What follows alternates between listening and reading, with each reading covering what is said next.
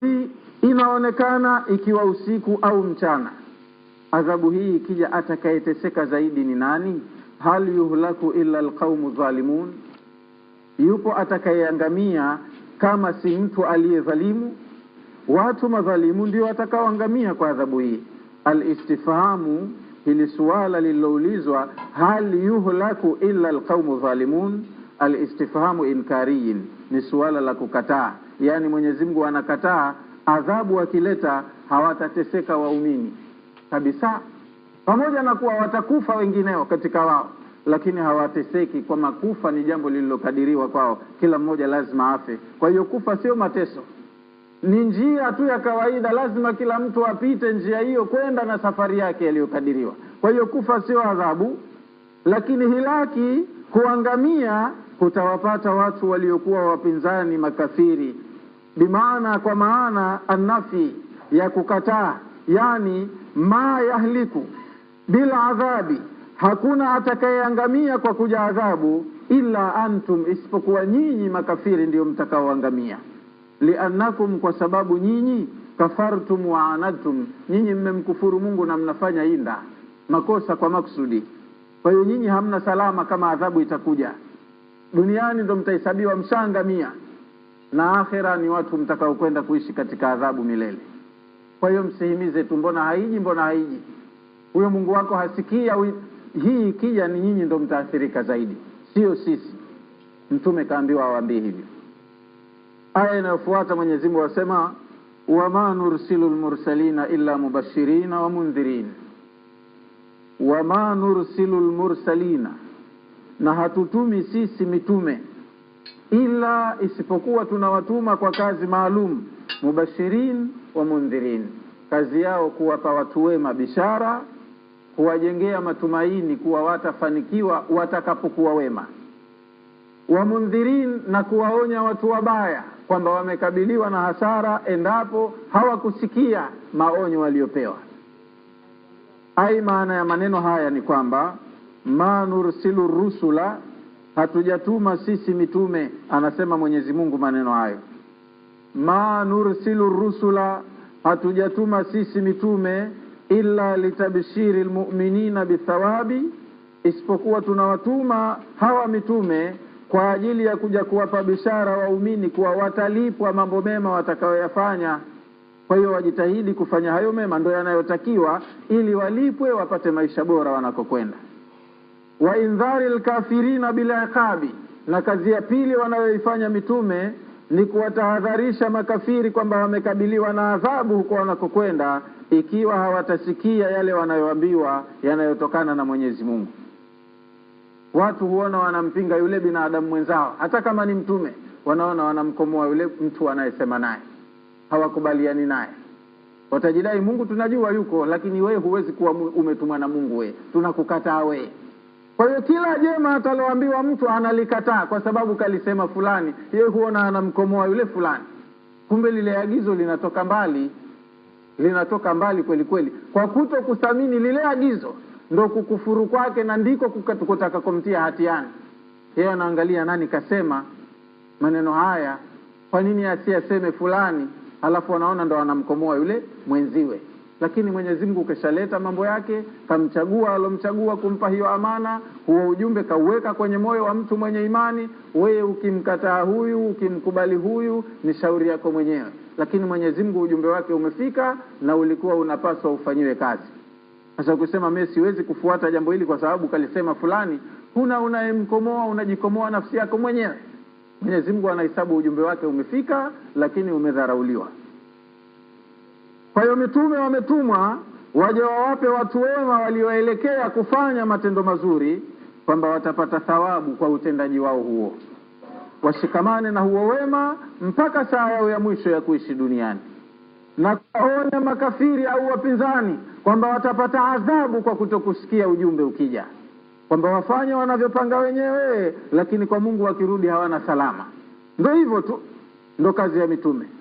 Walaisa irsaluhum, wala haikuwa kutumwa kwao hawa mitume, liyatu bima yaktarihu alkafirun, hawakutuma ili waje watimize madai yanayotakiwa na makafiri.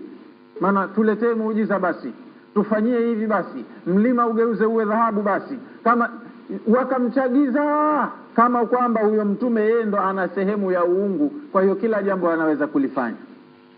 Hawakutumwa kwa kuja kufanya miujiza duniani kama wanavyofanya hao watu wengine. Wametumwa mitume kuja kuwapa watu habari njema, wakafanya matendo mazuri yaliyoagizwa, wanalipwa, hawatendi bure, watalipwa. Na watakapokataa kuyatekeleza walioagizwa, wataadhibiwa. Hakuna njia ya tatu, ni hizo tu mbili. Faman amana wa aslaha fala khawfun alaihim wala hum yahzanun. Katika wanadamu wa kawaida, baada ya kutumiwa hao mitume, atakayemwamini mtume na akatenda yale mambo mazuri yaliyotakiwa, basi huyu hatakuwa na hofu siku ya kufufuliwa wala hatahuzunika. Laisa irsaluhum, haikuwa kutumwa kwao hawa mitume liyatu, kuwa wametumwa walete bima yaktarihuhu alkafirun, walete yale mambo ambayo wanayadai makafiri, min alayati, katika miujiza. Si kazi ya mitume kuleta miujiza inayodaiwa na watu. Faman amana, atakayemwamini mtume, wa aslaha, na akafanya mambo mema aliyofundisha huyo mtume, fala khawfun alaihim, watu kama hawa hawatakuwa na hofu juu yao, wala hum yahzanun, wala hawatahuzunika siku ambayo watu wengine watakuwa na hofu na watahuzunika sana. Walioamini na kutenda mema hawatakuwa na hofu siku hiyo, wala hawatapatwa na huzuni. Allahumma ja'alna minhum. Ai, maana ya maneno ni kwamba faman amana bihim, atakaye waamini hao mitume, wa aslaha amalahu, na akatengeneza amali zake zikawa njema, akafanya matendo mazuri aliyoagizwa, hawa wao fala khawfun alaihim, hapata kuwa na woga wowote kwao siku ya kufufuliwa na siku ya kuhesabiwa na chenginecho au kipindi chochote kile.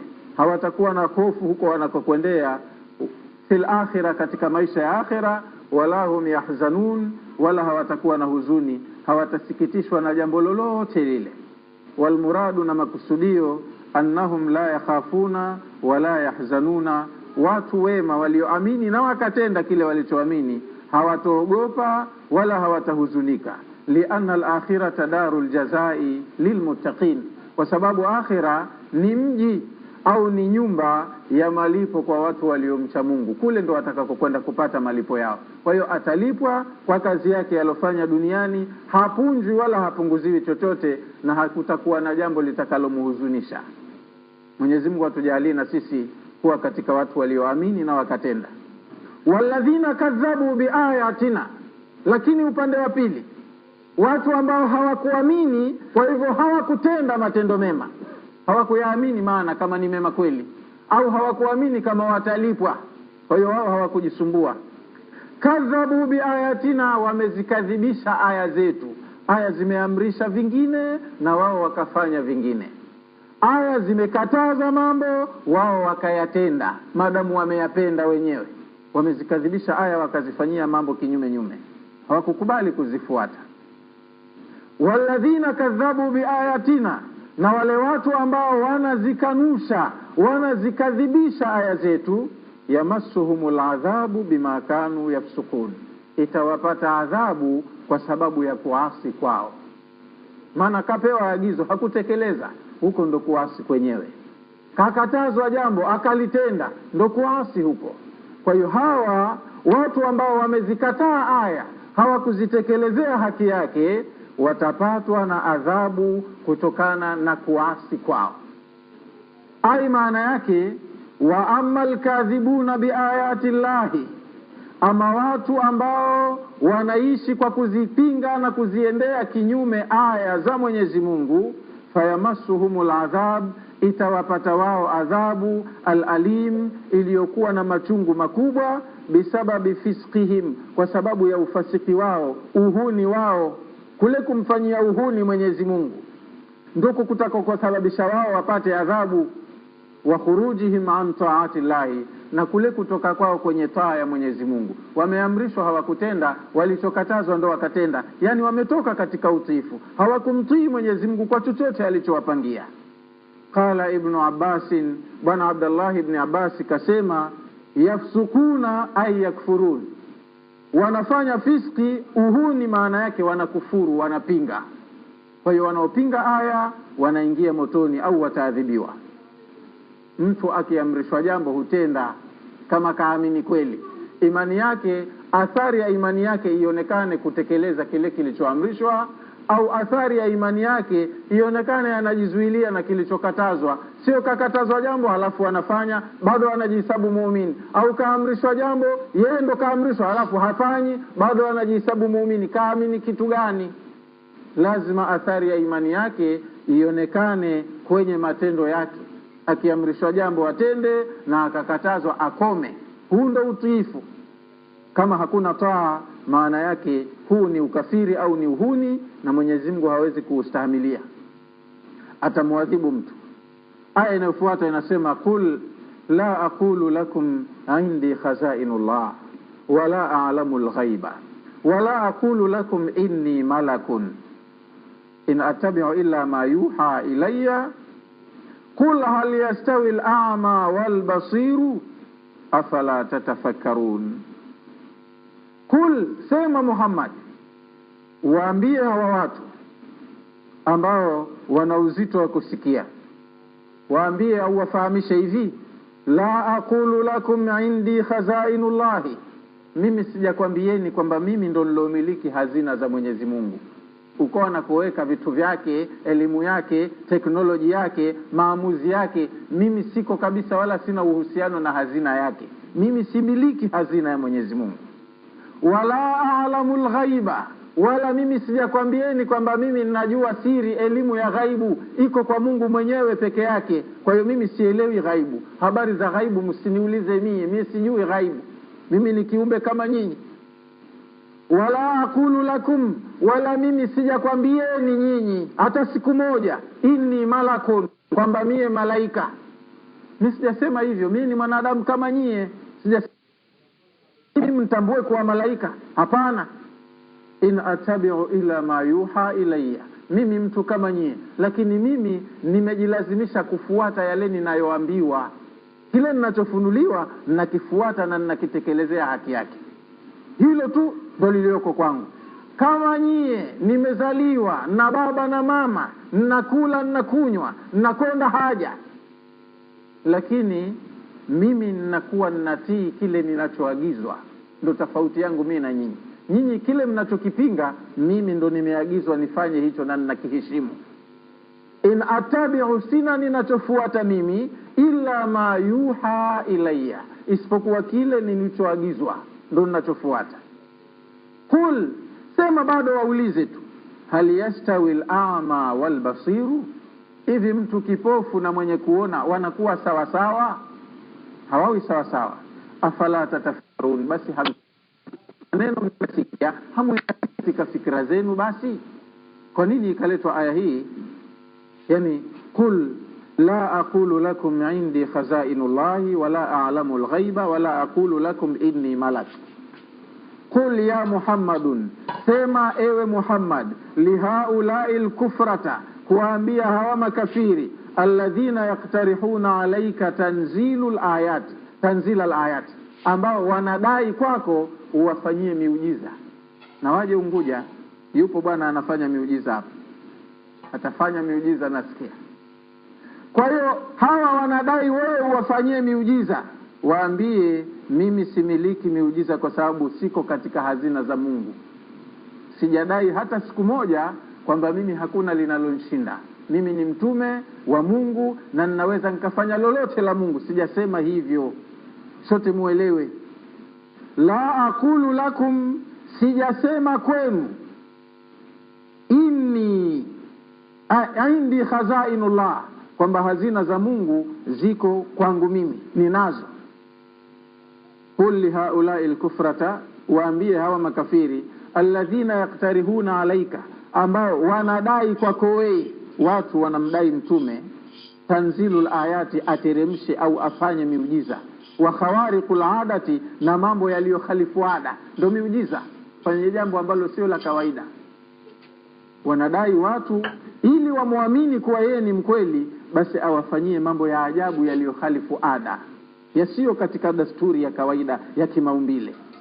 Waambie lastu ada anna khazain Allahi mafrudatan ilayya, mimi sijadaipo kwenu hata siku moja kwamba hazina za Mungu nimekabidhiwa mie.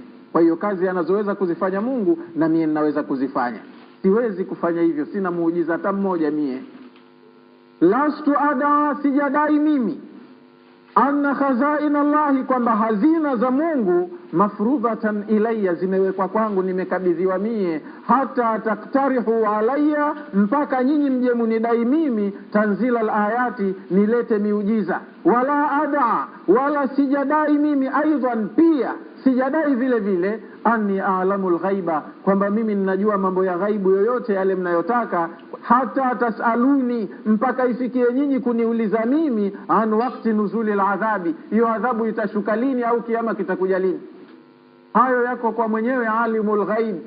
Mimi sielewi ghaibu, sijadai hivyo. Mambo haya msiniulize mie, mimi nasema ninachoagizwa tu, sema hivi nasema, waambie hivi na waambia. Sasa mambo mengine mnakuja kunidai mimi na usunini.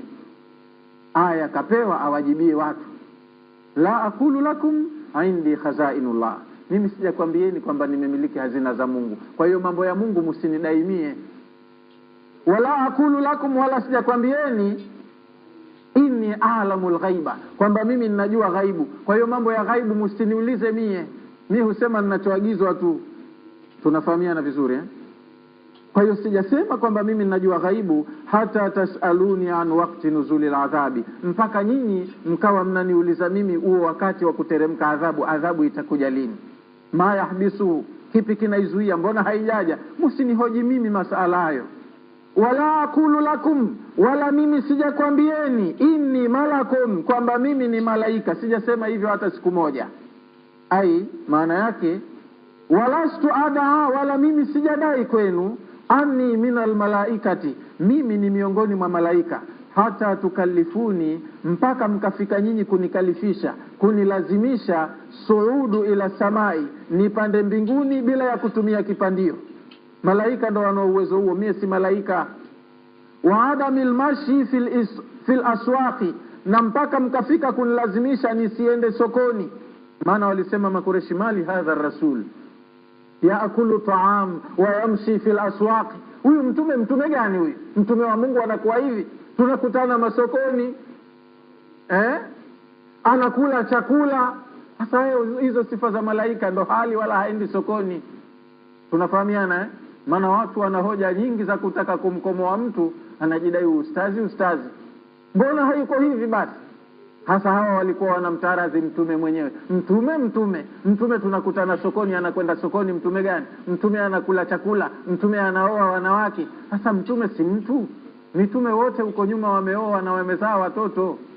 Mtume huteuliwa katika wanadamu wenyewe.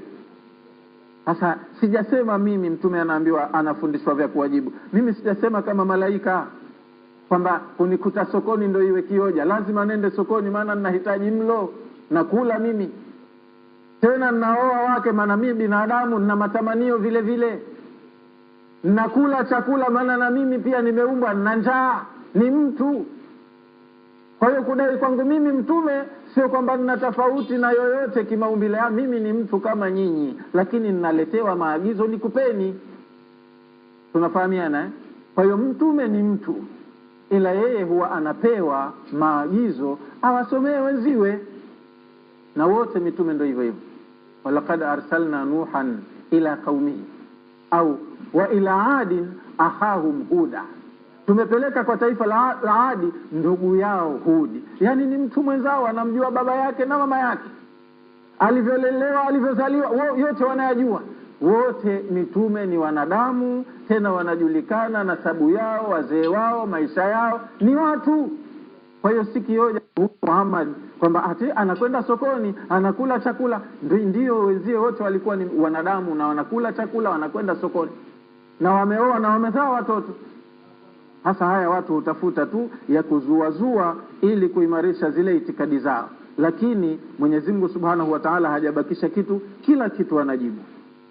La ada, sijadai mimi anni minal malaikati, kwamba na mimi ni miongoni mwa malaika, hata tukallifuni suuda ila samai, mpaka nyinyi munikalifishe mimi nikwe mbinguni bila ya kitu cha kupandia, wa adamil mashi fil aswaqi, na mpaka niache kwenda masokoni, wa adamil akli wa shurbi, na niache kula na kunywa. Mimi sio malaika.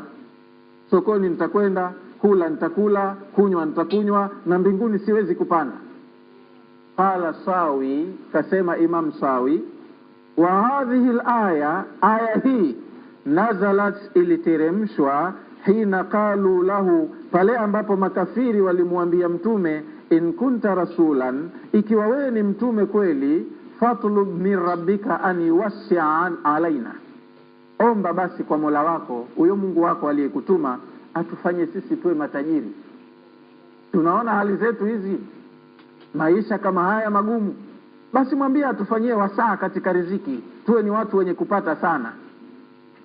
Wayughni fakrana, aondoshe ufakiri wetu, sisi tuwe watu matajiri. Wa akhbirna, na pia tunakuomba au tunakutaka utujulishe, utupe habari, bimasalihina wa madharina, utujulishe mambo yatakayotupa sisi maslahi, na utupe indhari na mambo yenye madhara na sisi. Tuwe ni watu wa kufanikiwa tu, mikosi hamna wala bahati mbaya tusipate, kama wewe mtume kweli. Hayo tena mashaka makubwa, maana masharti waliompa ili wamkubali yalikuwa magumu kiasi Mwenyezi Mungu amsaidie kujibu hizo hoja. Walimdai hivyo. Fa ukhbira, akapewa habari mtume sallallahu alaihi wasallam kwa kushushiwa aya hii, anna dhalika, kwamba mambo hayo yote wanayoyadai hawa watu, biyadillahi subhanahu, yako katika mkono au dhamana ya Mwenyezi Mungu aliyetakasika, la biyadihi, hayamu ndani ya dhamana au uwezo wake yeye Muhammad. Yote hayo wanayodai watu ni ya Mungu. Kwa hiyo wao walipaswa wamwamini Mungu, wasimtaarazi Muhammad kwa anayowaambia. Mwenyezi Mungu mwenyewe ndo anayeweza kuleta miujiza na kuwaondolea dhara au kuwapa manufaa, kuwafanya wakawa matajiri na vyovyote vile wanavyotaka. Lakini Muhammad hana uwezo wa lolote katika hayo madai. Mengi yamezungumzwa ndani ya Qur'an, mengi mno walioyadai. Ardhi yao igeuzwe iwe nzuri ya kilimo, milima Maka iondoshwe, apande mbinguni akirudi aje na kitabu. Alimradi madai chungu nzima tu. Walodai walimchachafya sana kupinga utume wake, kwamba wewe si mtume, huna utukufu kwetu, wewe ni mtu kama sie. Kwa hiyo Allah subhanahu wa ta'ala akawa anamletea mtume wake jawabu hizi, ambazo kwa upande mwingine kwa watu wenye maarifa ya kufahamu maneno, basi yalikuwa yanawatosha haya majawabu kusilimu, kwamba haya maneno mazito ya ufasaha yako wazi kabisa na hakuna anayeweza kuyabisha haya.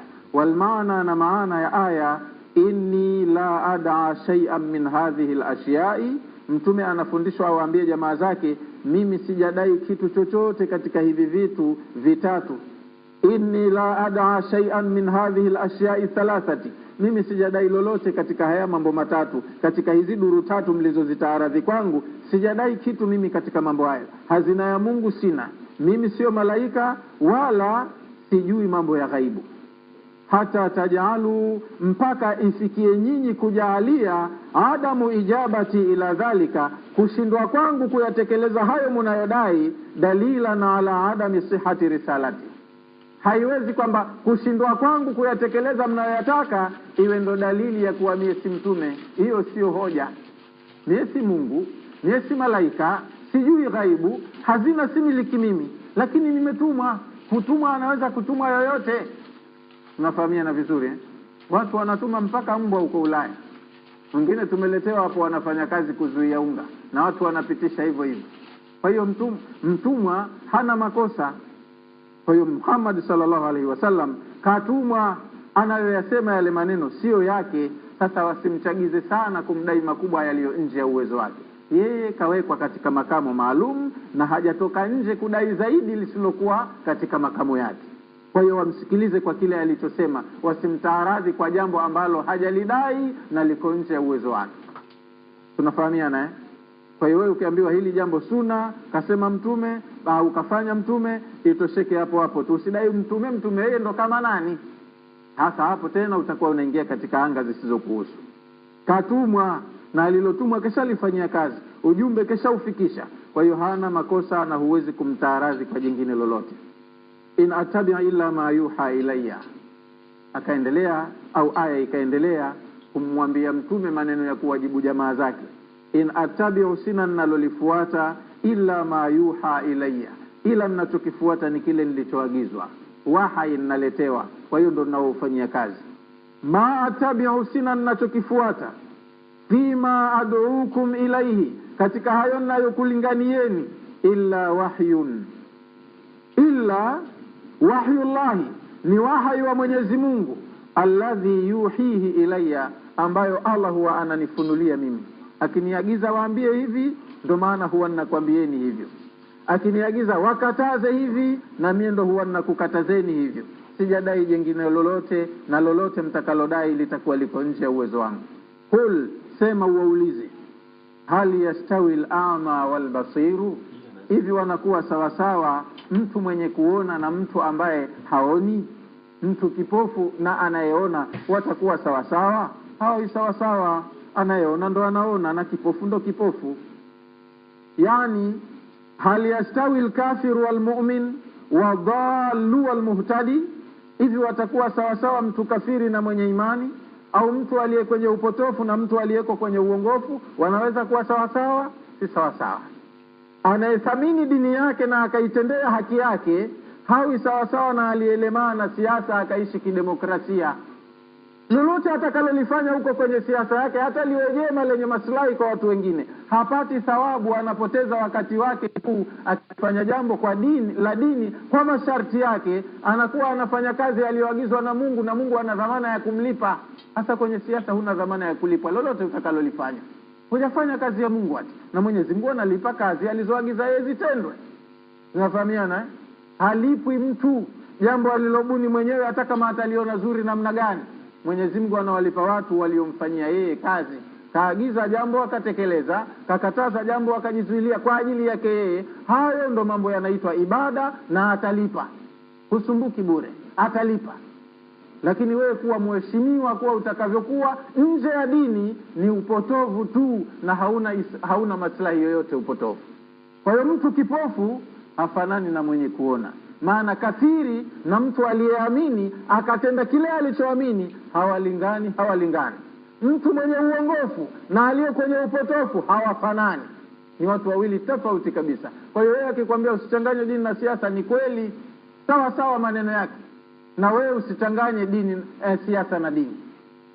Maana hivi vitu viko tofauti kabisa, havioani wala havifanani. Kul hal yastawi al-a'ma wal-basiru, ay hal yastawi al-kafiru wal-mu'min, mtu mpinzani na aliyeamini wanafanana? Wanakuwa sawa sawa? Hawawi sawa sawa. Wadhallu wal-muhtadi, na mtu aliyepotea na aliyeongoka watakuwa sawa sawa? Hawawi sawa sawa. Swala hilo liko wazi jawabu yake. Afala tatafakkarun, basi nyinyi wenyewe hamtii katika fikra zenu mambo haya? Hamfikiri? Taqri'un wa tawbihun, ai maana ya maneno ya kuwabeza na kuwatoa maanani hawa watu. Atasmauna fala tatafakkarun, maneno mnayasikia halafu hamwezi kuyazingatia kwenye fikra zenu. Bado mmezama tu kwenye upotofu na mambo ya batili, hamjaagizwa. Mnayotenda nyinyi hamjaagizwa, halafu hamna akili, hamfikiri. Ndio kwanza wanashindana na mtume. Maana wa andhir bihi alladhina yakhafuna an yuhsharu ila rabbihim, aya inayofuata Mwenyezi Mungu bado anamuelezea mtume wake. Wa andhir bihi, waonye makafiri kwa kutumia Qur'ani hii tunayokufundisha. Lakini waonye nani? Alladhina yakhafuna an yuhsharu ila rabbihim, wale watu wanaoogopa kuja kukusanywa mbele ya Mola wao. Maana wanajua hii siku ipo, na wanatahadhari kweli kweli wasije wakaenda vibaya. Maana watamkuta Mwenyezi Mungu siku hiyo kakasirika, na hawawezi kuhimili hasira zake.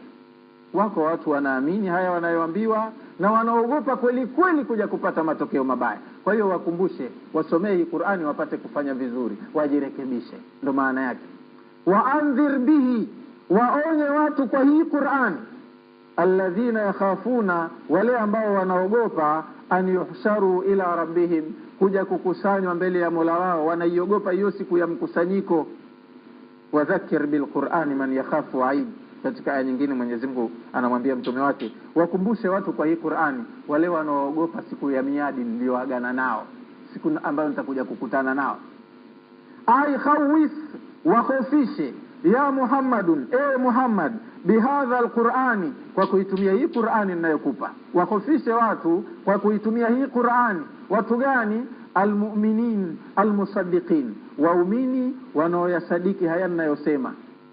Waumini wanaoyaamini wakayasadiki haya ninayosema, basi wakhofishe kwa kutumia hichi kisomo cha Qur'ani.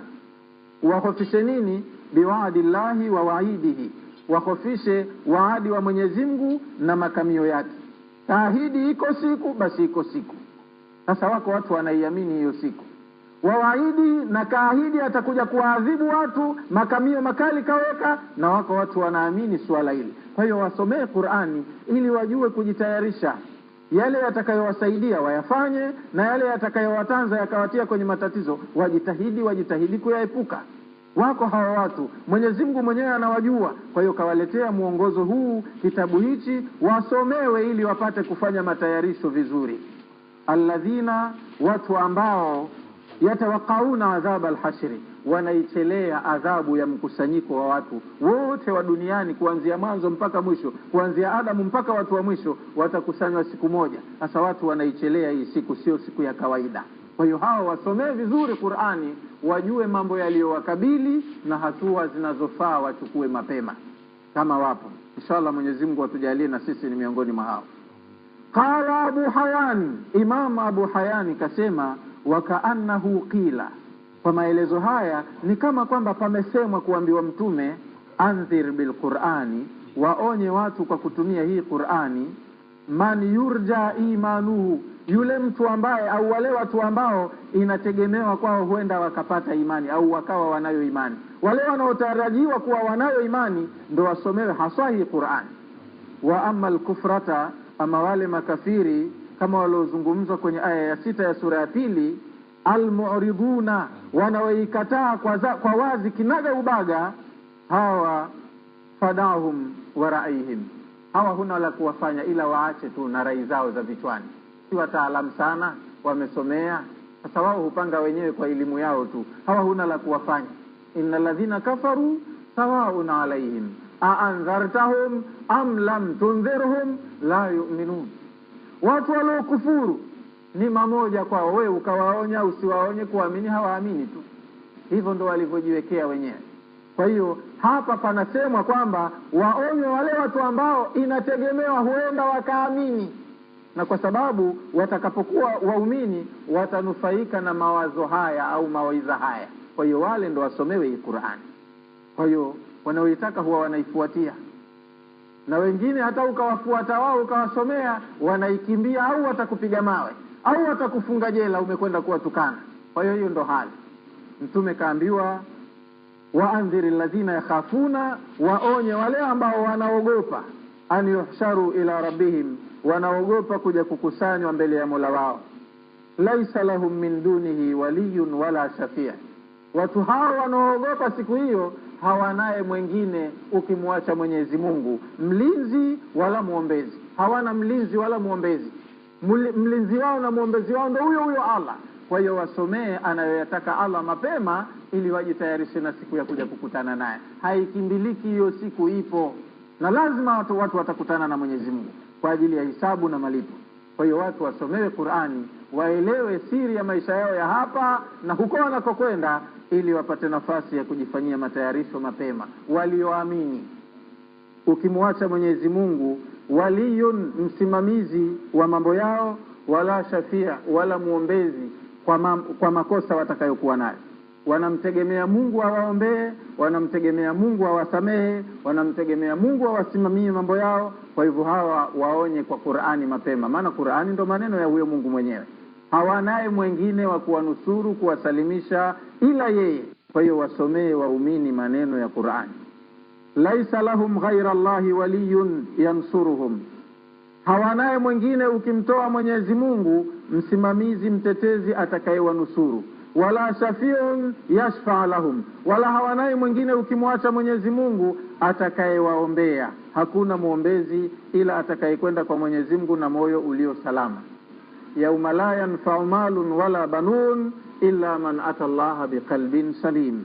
Hakuna siku hiyo kitakachomnufaisha mtu, hainufaishi mali wala watoto wako, isipokuwa mtu atakayenufaika ni aliyemwendea Mungu siku hiyo na moyo ulio salama. Uko safi, umesalimika na mambo ya kashifa, kiburi, jeuri, ukafiri. Uko safi, ulikuwa unaagizwa ukatekeleza, unakatazwa ukajizuilia. Huo ndo moyo utakaopata salama peke yake. La'allahum yattaqun, ukiwasomea watu hao Qur'ani huenda wakapata takwa. La'allahum yattaqun, huenda wakapata takwa. Yani waumini kule kuwa na imani bado kuna na kitu cha ziada kinatakiwa, takwa. Kama kwenye aya za siyamu wameambiwa ya ayyuhalladhina amanu kutiba alaykumus siyamu kama kutiba alal ladhina min qablikum la'allakum tattaqun. Ina maana takwa ni kitu muhimu sana kwa muumini. Imani ushakuwa nayo, lakini sote uende na takwa kwa Mwenyezi Mungu. Tilkal jannatu nurithuha min ibadina man kana taqiya. Hiyo pepo ni nyumba ambayo tutawarithisha katika waja wetu waliokuwa na takwa. Kila aliyemcha Mungu ndo ataingia peponi. Kwa hiyo wanapewa mawaidha ya Qur'ani watu wanaotarajiwa kuwa ni waumini, la'allahum yattaqun, wapate takwa, wamche Mungu. Huu cha Mungu manake ni practice ya kile ulichokiamini. Sasa huwezi kupata hiyo practice, tabia ya kukitekeleza ulichoagizwa, kama takwa hunayo. Maana takwa al-khawfu min al-jalili, ni kumuogopa Mungu, wala amalu bitanzili, na kufanya amali zako kwa mujibu wa wahyi, amali zako zikubaliane na kitabu. Waridha bil qalili, uchume, utafute kazi, ufanye kazi, uchumi wako uridhike na kile kidogo cha halali. Wal isti'dadu li yawmi rahili, na ufanye maandalizi na siku ya kufa. Kila wakati ujielewe kwamba huenda wakati wote mimi nikafa. Kwa hiyo ukae tayari, usije ukafa ukaenda kwa Mwenyezi Mungu akasirika na wewe. Hayo ndo maisha ya mtu mcha Mungu. Kwa hiyo yote haya wasomee haya watu wanaotarajiwa kuamini, ili wapate takwa, tabia yao kwenye maisha yao ikubaliane na anayoyataka Mungu, ndo takwa. Ai maana yake anzirhum, waonye hawa watu wanaotarajiwa kuamini, likai yataku, ili wapate kuwa na tabia ya kuogopa al-kufra, ukafiri, wal maasi, na waogope kufanya maasi. Waogope ukafiri ili wakae kwa tahadhari, wasije wakafanya mambo yakaja wakawapelekea kupata hasira za Mwenyezi Mungu na wakaingia motoni. Na aya hii ambayo kwa leo tutaishia aya hii, wala taturudi alladhina yad'una rabbahum bilghadati walashi, walau siwafukuze. Wala taturudi, walau siwafukuze alladhina, watu ambao yad'una rabbahum bilghadati walashi, wanamuabudu Mungu wao asubuhi na jioni, yuriduna wajhahu, kwa kutaka radhi zake. Maana mtu asijipasishe mwenyewe, fala tuzaku anfusakum, msijitakase wenyewe, huwa a'lamu bimanitaka, Mungu ndo anayemjua mcha Mungu ni nani. Kwa hiyo mtu usidharau sana wenzio, Mwenyezi Mungu ndo anamjua nani kapotea nani kaongoka. Wala nisa'un min nisa'in, wala wanawake wasiwadharau wanawake wengine. Isipatikane kikundi cha wanawake kikawadharau wanawake wenzi wao, wale hivi. Asa an yakunna, huenda wakawa hao wanaodharauliwa khairan minhunna, wao kumbe ndo bora zaidi kuliko wale waliodharau. Ni aya ndefu kidogo. Cha msingi kwanza kihistoria, kama tunavyojua pale Maka kulikuwa kuna mabwana matajiri, mabwana wakubwa, watawala, viongozi. Wao ndio walioanza upinzani walipogundua kwamba habari ya utume wa Muhammadi itatuondosha madarakani. Kwa hiyo wakapingana na Muhammadi kwa nguvu yao yote, na walianza kwa kasi kudhibiti dawa ya Muhammadi kwa mauaji, vitisho, kupiga watu, kuwapa vilema, ili watu watishike, wajue kwamba tukimwamini Muhammadi tunaponza maisha yetu. Kwa hiyo wakatae kumfuata kwa vitisho, lakini havikuwa dawa. Sasa baadaye kuona kila wakitisha watu, wakaua watu, wakaadhibu, ndo kwanza wanamfuata Muhammad, wakaanza njia nyingine za kidiplomasia. Njia kama hizi za fitina, kuwafitini hawa na hawa wawe hawasikilizani, yani wamsumbue Muhammad kwamba wale wafuasi wake wagawike mapande, alafu wageuke kuwa maadui dhidi yake mwenyewe. Ni mbinu ambazo watu wanazifanya hata hii leo. Wapemba na Waunguja, nyinyi mnawasikiliza Wapemba. Sasa ile Wapemba na Waunguja wakikosa kuelewana, basi hapa naliwana. Ukishawatenga tu wakawa hawafahamiani, basi huwezi kuwatumia tena watu hao. Sasa wakafanya mbinu hiyo vile vile makafiri. Sasa kutaka kumhasimisha Muhammadi na baadhi ya wafuasi wake, halafu lijengeke tapo la watu wenye chuki na watu wengine, mradi paingie ukorofi, Muhammadi ya feli. Watu wataalamu na kazi zao wanasomea haya mambo, zamani yanafanyika. Kwa hiyo wakaanza siku moja, wakapita waheshimiwa kwa Muhammad, wakawambia ya Muhammadun, waheshimiwa wa Maka sio hapa, msije mkapeleka habari mkasema nimezungumza waheshimiwa. Hilo neno limeanza tangu zamani.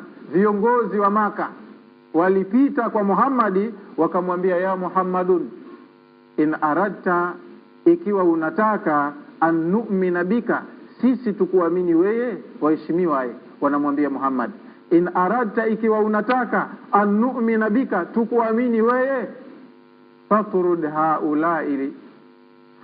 haulai alfuqara'i indika, wafukuze hawa mafakiri waliopo mbele yako. Yaanuna, wanakusudia kwa mafakiri Bilalan wa Khababan wa Suhaiban wa ghairuhum, wanakusudia watu kama Bilali, Suhaib na Khabab na wengineo wengi, watu design hii. Halafu akaambia wataathir bihim waqtan yajtamiuna fihi indak, halafu watengee wao wakati wao maalum, wakati huo ndo iwe wanaruhusiwa wao kukutana na wewe. Kama huna budi na kwamba lazima uwe nao, basi uwatengee wakati maalum huo, wakati huo tu ndo wewe unakutana na wao. La'allana nu'minu bika, huenda sisi tukakuamini au tukakufuata. Yani hawa Bilal, Khabab na huyo Suhaib na wengineo walikuwa ni katika orodha ya watu waliokuwa na historia ya utumwa, na pale Maka sio kwao, ni wageni hawa wote. Huyu Suhaibu ni Mtaliano, alikuwa anaitwa maarufu Suhaibu Rum au Suhaibu Rumi, mzungu. Sasa unajua Waarabu, mabwana Waarabu wanamjua huyu kaja hapa kwa shida, mtwana tu huyu, si mtu. Sasa halafu yule yuko mbele kwa Muhammad. Au Bilali alikuwa yeye ndo Muafrika, mtu wa Ethiopia hapo Habashi, lakini kwa Muhammad ni mtu mwenye makamo. Maana watu utukufu wao mbele ya Mungu hupimwa kwa imani yao. Wao mtu utukufu wake humpima kwa pesa na kujua kuvaa vizuri. Sasa hivi vitu viwili haviendi. Mtu anavaa vizuri lakini suti yake mavi matupu, yeye kunao hajui. Au yuko ofisini lakini keshazini na wale masekretari wake.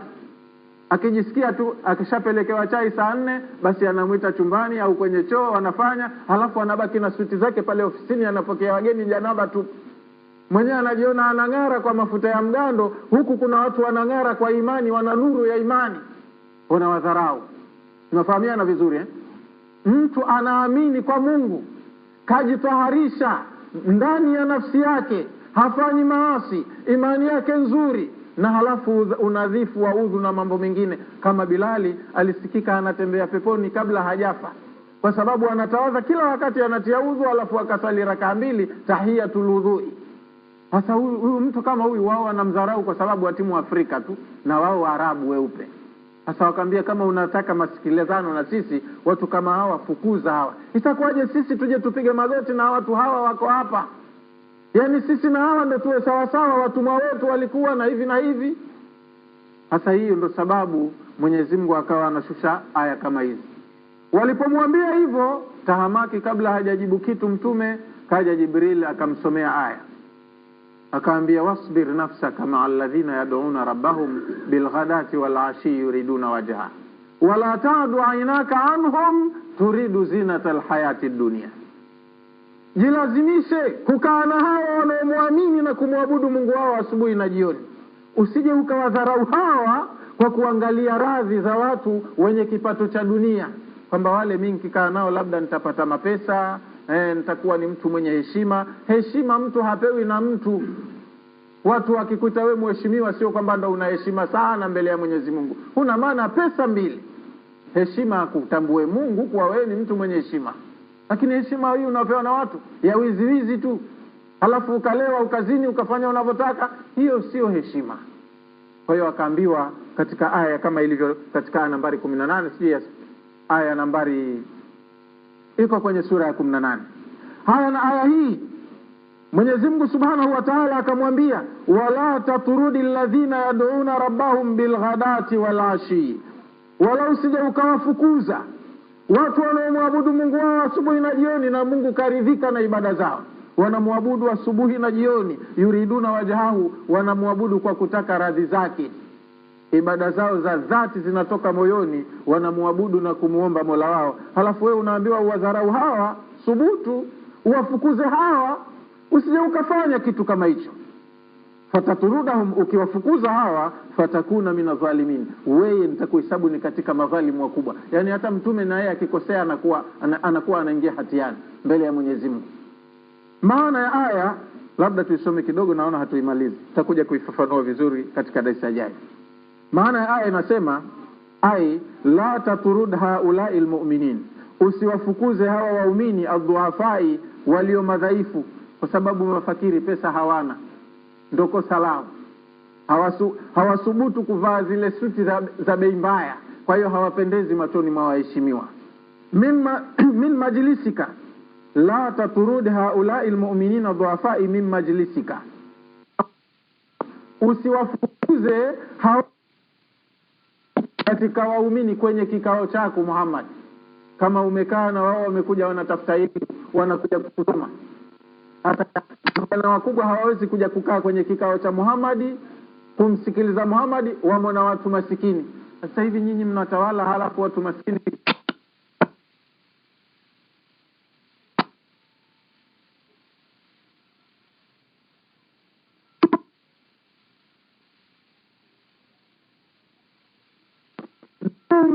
daima wanamwabudu Mungu wao siku zote, kila wakati, fi sabahi wal masai, asubuhi na jioni. Yaltamisuna bidhalika alqurba min Allah, wanatafuta ukaribu kwa Mungu, wasogee karibu na Mwenyezi Mungu kwa kule kumwabudu kwao vizuri. Wadanwi, na wanatafuta ukaribu miridhahu, wa kupata radhi yake, yani wako katika kukimbilia kupata radhi ya Mwenyezi Mungu. Mtu kama huyu wewe unamdharau, anajitahidi, kaamini, anatekeleza, wewe uko na kiburi chako tu na wizi na udhalimu, halafu unajiita mheshimiwa. Huyo anajitahidi kujitakasa kufanya mema, wewe ndo unamdharau. Qala Tabari, ukasema Imam Tabari, nazalatil aya, iliteremka aya hii fi sababin jamaatin mina dhuafai, kwa sababu ya kikundi fulani cha watu madhaifu, watu masikini, wanyonge, almuslimina, waliosilimu. Maana Uislamu ulitakiwa na wanyonge kwanza, ndo waloufahamu. Matajiri wana kiburi na waheshimiwa ndo kabisa wana kiburi, wao wenyewe wana mipango, hawataki kupangiwa tena. Kwa hiyo Waislamu wanyonge wengi walimuamini mtume. Kwa hiyo akiweka kikao cha darsa cha taalim, wanamjia wale wanaotaka, wanyonge maskini, ndo wanamuamini na wanampenda Mwenyezi Mungu, wakahisi Mungu kumbe ndo mkombozi wetu. Hawa watu kumbe wanatudhalilisha. Lakini watu wa sasa wanyonge wanadhalilishwa na hawaelewi, ndo kwanza wanajigandamiza, wanakombolewa hawataki. Qala almushrikun, walisema washirikina li rasulillahi, kumwambia mtume wa Mwenyezi Mungu sallallahu alaihi wasallam, lau taradta haulai anka, kama utawafukuza watu wa aina hii wakawa hawaji katika kikao chako, la ghashainaka, wallahi sisi tutamiminika kwa wingi tukufunike. Yani sisi waheshimiwa ndo tutakuja sasa tukae nawe kuongea, maana maneno yako yana athari ya kidiplomasia mazuri, lakini tutakuja kukaaje na heshima zetu hizi tukae na watu hawa mafakiri? Kama utawafukuza hawa waondoke katika vikao vyako wasiwemo, basi sisi tutakuja kukugubika, hasa tukae mbele yako kwa wingi, wa hadharna majlisika, na tutahudhuria vikao vyako vya elimu. Kwa hiyo hawa watoe tuingie sie. Watu maskini hatuna bahati, maana hatujui hata kuvaa, kula vizuri, hatutembei na gari. Kwa hiyo itakuwa sisi aibu tupu kukaa kwenye vikao vya waheshimiwa. Wa arada an-nabii sallallahu alayhi wasallam, na alitaka mtume sallallahu alayhi wasallam dhalika, alitaka kulifanya swala hilo. aliona ni ushauri wa busara, hawa si nitawaambia tu waje time nyingine, ili time nyingine niwapate na hawa. Hilo kibinadamu lilimjia akilini mwake, akasema ala, kumbe sharti lao hawa mabwana ni hili tu, ni wafukuze hawa ili wao waje wakae peke yao. Basi si tatizo, nitakuwa ninapiga dawa kwa waheshimiwa mara moja na dawa kwa wanyonge mara nyingine. Tahamaki vitu vimeshuka kutoka mbinguni hivi. Mwenyezi Mungu anasema sitaki kuona tofauti ya ubaguzi, watu wote sawa sawa. Ndio maana hata kwenye kusali, kama anakuja rais wetu humu yote, na yeye atakuja kwenye busati hili, lile jekundu analoshukia kwenye ndege linaachwa huko, maana kuna busati akishuka kwenye ndege tu likanyago lile, ndio heshima ya mzee. Na nyumbani kwake, maana vitu vyake yeye na watu wengine tofauti. Mungu kakataa hili, watu wote sawa sawa. Aliyemheshimiwa ni yule aliyemzidi mwenzake kwa takwa tu. Inna akramakum indallahi atqakum. Kwa hiyo masala ya ubaguzi haya, kujikweza kujiona, ndio mambo alokuwa nayo Ibilisi haya, na Mungu kayachukia. Na ndio maana akampa Adam uongozi, akaambia huyu ndo khalifa. Ibilisi kapanda kiburi mpaka leo kwa sababu hiyo tu. Leo mwanadamu bado anang'ang'ania, maana nikiwepo mimi fulani asikae. Ndio kama yule bwana alosema, kama Nasoro batu anaingia peponi, wallahi mimi natoka. Sasa yeye sijui atakwenda wapi. Anasema jinsi vile alivyomchukia Nasoro batu aende peponi. Kama tutabahatika mimi ningie peponi na yeye aingie peponi, wallahi mimi natoka. Sasa sijui akishatoka yeye anakwenda wapi pengine. Sasa hichi kiburi cha aina hii, maana huyu mtu ndo keshapigwa muhuri tena totally, hili fungu la kukosa tu. Sasa Mtume alipoazimia kwamba kama tatizo lenyewe ni hili tu, basi nitadili na waheshimiwa mbali na nitadili na wanyonge mbali, wangemuyumbisha hivyo, sera zingekuwa hapo tofauti. Na Mwenyezi Mungu swala hili akalikemea. Kabla Mtume hajajibu, basi akaleta hii aya. Alikusudia wa arada nabii, alitaka Mtume sallallahu alaihi wasallam dhalika, alitekeleze hili tamaan, kwa kutumai. Tamaa yake ya kibinadamu ilimjia fi islamihim, kwamba huenda na hawa waheshimiwa wakishasikia dawa yangu wataslimu, wakishaslimu nitawachanganya pamoja. Unaona kwamba watu wana mitego yao, wanaweza wakakuweka mtegoni mara moja, lakini wewe cha msingi fuata aya tu inavyotaka. Hili jambo zuri kibinadamu, lakini aya imekataa, basi wewe ifuate aya inavyotaka. Ndio Mtume alivyokuwa anaongozwa hivyo. Mengi alikuwa yanataka kumuendesha mchomo masala kama haya. Watu wanasomesha watu, kusambaratisha watu tu, au kupata kuwatawala watu tu. Kwa hiyo watu wanajua kwa vipaji vyao vya kimaumbile walivyopewa, lakini aya za Mungu zinakuja kufanya vile vipaji vyenu vidhibitiwe. Usitumie uhuru wako kamili, ila ufuate vile ulivyopangiwa. Kwa hiyo ukienda katika elimu yako au matakwa yako binafsi, mambo mengine ya Qur'ani utaona yamekubana sana. Na ndio maana Mayahudi wakarekebisha vitabu vya Mungu kwa kukataa huku kubanwa. Jambo kama hili, basi aya hii kama hii wanaifuta. Wanasema hii haitufai, tunaondosha na inawekwa wanayotaka wao.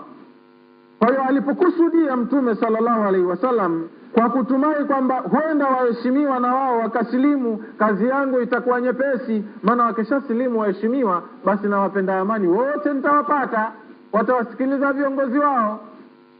Mnafahamiana Basi Mwenyezi Mungu Subhanahu wa Ta'ala akaambia hilo hapana, haiwezekani. Wala taturudi alladhina yad'una rabbahum bilghadati wal ashi, usiwafukuze kwenye kikao chochote cha elimu. Hichi ni kikao huru, hafukuzwi mtu hapa. Yoyote yuko huru kuingia akasikiliza yanayosemwa, kuyakubali na kutosha kuyakubali hiari yake. Lakini sio sharti la kwamba aje bwana mwingine aondoke mmoja aliyomuhimu. Huyu ndo muhimu zaidi, huyu alokuja. Nafahamiana Ndio maana akagombwa kwa kudharau wito wa Abdullah ibn Ummi Maktum kwa kudili na hao waheshimiwa. Hao maana watu wana visa wewe. Kwa hiyo wewe wakija wakakupa ushauri, mara nyingi uzingatie Qur'an. Ushauri wao waheshimiwa unakuwa unaendesha mchomo, utamkufuru Mungu. Kwa hiyo kwa leo inshallah tufikie hapa. Hii aya tutakuja kuisoma vizuri zaidi. Sayyidina Ali asema mwanamke mzuri mwenye harufu nzuri na chakula kizuri, huyo hawezi kupika, kwa sababu akipika kucha zake mtu wa kung'ara tu, ang'ara kweli lakini njaa ya tuuma. Wewe tangu ung'are, wewe tangu uwe smart, ushasikia mume wako kuambia kata hiyo pua tufanye kitoweo leo? Haitusaidii. Ng'ara tule, lakini kwa kung'ara na kula sunflower ndio msikia jamaa siku zote wala kwa mamake. wako hakuna. 104.5 Iman FM Pemba. Na msikilizaji, Haridvan alikuwa akisikiliza darasa Qur'an tukufu kutoka kwake Sheikh Mselem Ali.